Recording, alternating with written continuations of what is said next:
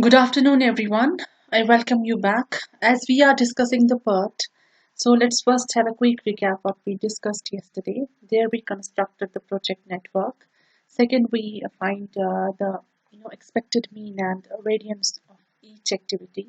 And for mean, we used a formula that's TE equivalent to TO plus 4 multiplied by TM plus TP divided by 6, where TE is the expected time, TO is the optimistic time, TM is the most likely time, and TP is the pessimistic time.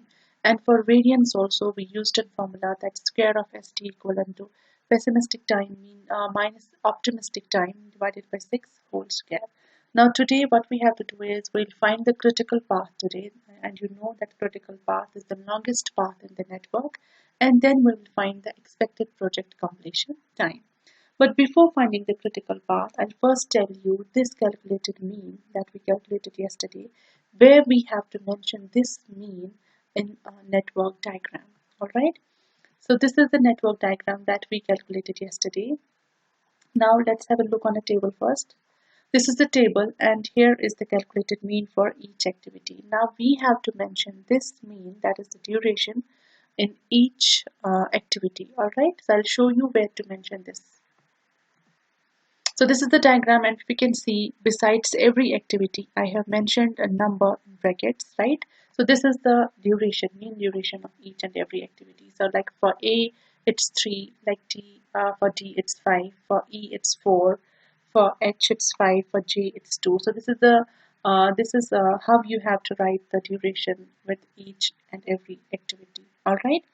Now let's come to our today's topic, that is how to find the critical path. Today we have to find the critical path, but in order to find the critical path, we need to know the two important concepts. First is the EST, that's earliest start time, which is also called as the forward pass. Second is the latest completion time, which is also called as the backward pass. So we have to calculate first these two time, all right, for each and every node. Then only we will be able to find the critical path. All right. Now look at here, these two small squares, right? Upper square represents the LCT, that is the latest completion time, and lower square represents the EST, that is the earliest start time. All right. And in the same manner, you have to make these two square boxes above or around anywhere in on a node to mention the EST and the latest completion time for each and every node. Let me now explain you in the diagram.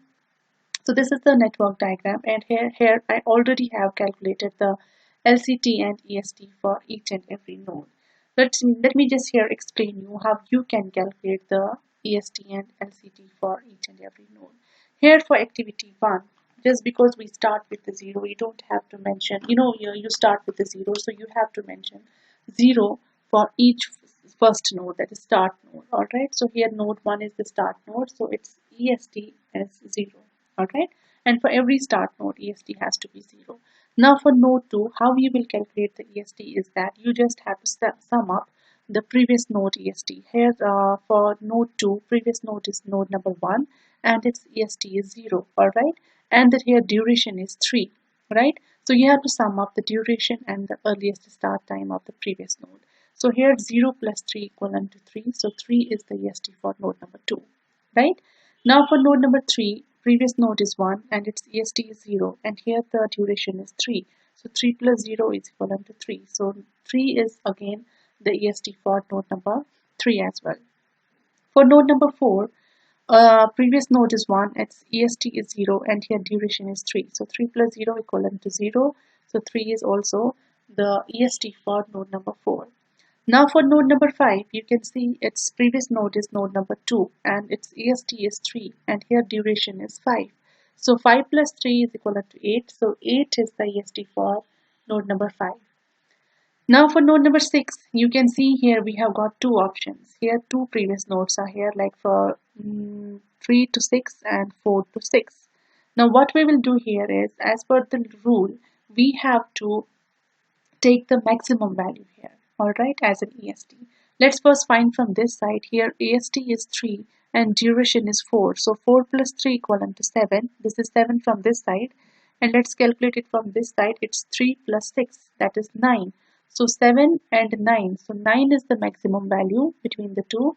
So we will take 9 as an EST for node number 6. Alright. So whenever you have two options, you have to take the maximum value. Now for node number 7, here again we have the two options. We have two nodes, that's from 4 to 7, from 6 to 7. Alright. Let's first calculate this. Here we have EST 9 and duration is 5. So 9 plus 5 is equivalent to 14. And from this side we got 3 plus 3. It's 6. So 14 is the maximum value. So we'll take 14 as EST for node number 7. Now for node number 8, we again have two nodes here, two previous nodes. Let's calculate the maximum value.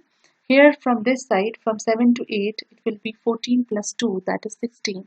And from 5 to 8, it will be 8 plus 5, that is 13. Okay, so here 16 is our maximum value. So we will take 16 as EST for node number 8. Alright, so this way we calculated all the EST for each and every node. Now in the same way, we'll calculate the LCT, that's latest completion time, for each and every node. And as I told you that LCT, that's latest completion time, is also called as the backward pass. That means we have to start from the last node, right? In case of EST, we started from node 1, but in case of LCT, we have to start from node 8. Alright. So here one more thing, for node 8, the LCT should be same as the EST. Alright, so if EST here is 16, so LCT will always also be equivalent to 16. Alright, now let's move towards another node. Now node number 7. Now what will be the LCT for node number 7? In case of EST, you did addition. Alright, now in case of LCT, you have to do subtraction. In the simple way, here for 7, the previous node is 8 and its LCT is 16, and here the duration is 2. So 16 minus 2 is equivalent to 14. So 14 is the LCT for node number 7. Alright. Now for node number 6, previous node is 7 and here LCT is 14 and duration is 5. So 14 minus 5 is equivalent to 9. So 9 here is the LCT for node number 6. Now for node number 5, we have previous node as 8 and here LCT is 16 and duration is 5, right? So 16 minus 5 is equivalent to 11. So 11 is the LCT for node number 5. Alright. Now for node number 4 here, it again has two options, right? So what will we do here? In case of EST, we took the maximum value, but here we have to take the minimum value. And for node number 4, previous node is 6 and here LCT is 9 and duration is 6. So 9 minus 6 is equivalent to 3. And from this side, 14 minus 3 is 11, right? So our minimum value is 3. So we will take 3 as an LCT for node number 4. Now for node number 3, previous node is 6 and here LCT is 9. So 9 minus 4, 4 is the duration, 9 minus 4 is equivalent to 5. So 5 will be the LCT for node number 3. Now for node number 2, previous node is 5, here LCT is 11 and duration is 5. So 11 minus 5 is equivalent to 6. That means 6 will be the LCT for node number 2. Now here for node number 1, this is the last node, we have got three options. Now among the three, we have to find the minimum value. Alright. So from here it will be 2 to 1, 3 to 1 and 4 to 1. Let's calculate for 2 to 1. So for 2 to 1, LCT here is 6 and here duration is 3. So 6 minus 3 is 3. For node 3, from 3 to 1, it is 5 minus 3, that is 2. So here we got 3, here we got 2. And at node 4, it's 3 minus 3, that is 0. Alright, so 0 is the minimum value among all these. So we have to take 0 as an LCT for node number 1. Alright, so this way we calculated the EST, we calculated the LCT for each and every activity. Now only we can find the critical path that you know is the longest path in the network. But for finding the critical path, three conditions are must. Alright. First condition is ESI equivalent to LCI. That's the this is the completion time. ESI equivalent to LCI. That's earliest start time of the start node should always be equivalent to latest completion time of the start node. So this is the first condition that has to be fulfilled. Second condition is ESJ is equivalent to LCJ. Let me confirm it first. Yeah, it's ESJ equivalent to LCJ. That is, the earliest start time of the ending node should equal to the latest completion time of the ending node. Alright, so this is the second condition that has to be fulfilled in order to find the critical path. So our third condition is ESJ minus ESI equivalent to DIJ. That means earliest start time of the completion node when we subtract it to earliest start time of the start node. So that should be equivalent to the duration of that particular activity. So these are the three conditions that need to be satisfied in order to find the critical path. Okay. Now let me explain you this along with the diagram. This is the diagram. This is the network. All right. Now what you have to do is you have to find here a critical path. But first you have to make sure that all our conditions are met. All right.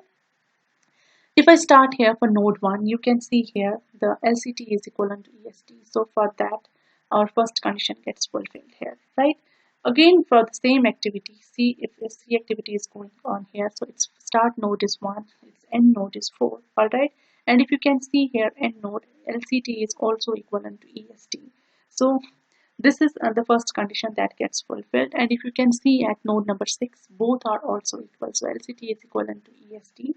So at node 7, if you move towards the node 7, you can also see that both are equal here also.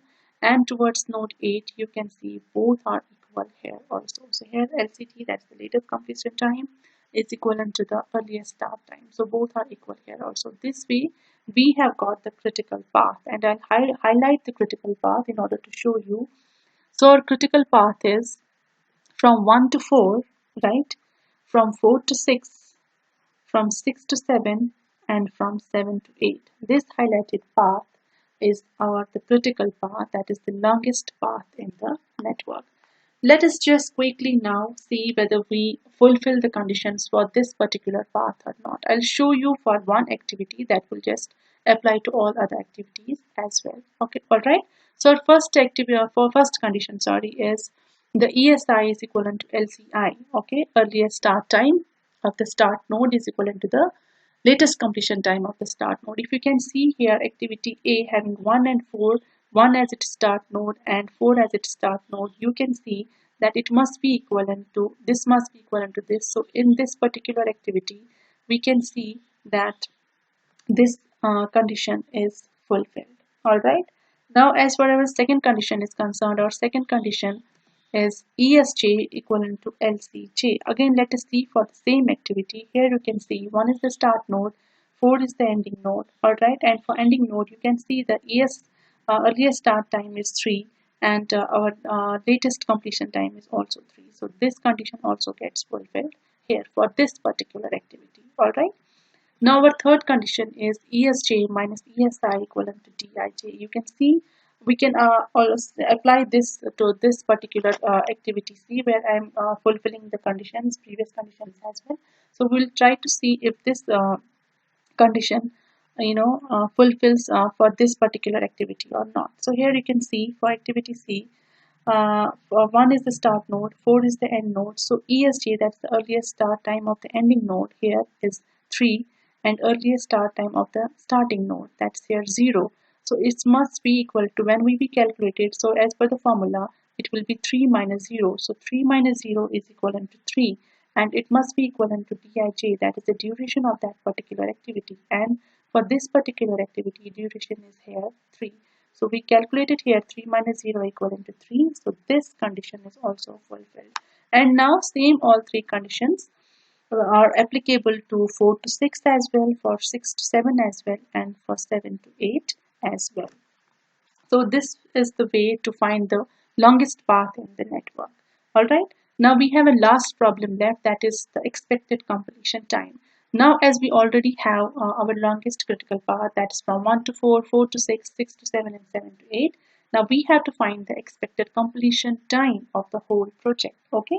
For that I need the duration of each these nodes. That's from 1 to 4, the duration between 1 to 4, duration between 4 to 6, duration between 6 to 7, duration between 7 to 8. So for 1 to 4, the duration is 3 weeks, and from 4 to 6, the duration is 6 weeks, and from 6 to 7, the duration is 5 weeks, and from 7 to 8, the duration is 2 weeks.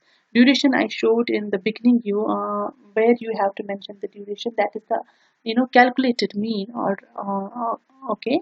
So we calculated this yesterday, and I showed you here in the beginning of the lecture, where you have to mention all these durations just besides your activity name. All right, now what we have to do to find the expected completion time, we just have to add up all these weeks like this, and this is 3 plus 6 plus 5 plus 2, that is equivalent to 16 weeks. So 16 weeks is our expected project completion time. All right, so this is very easy. I hope you have understood it. So this way we completed all the problems related to the project network. Okay, so this is all for today. I'll see you next week with a new topic, or if anything else is left in PERT, I'll explain it in the next week. Till then, take care and stay safe.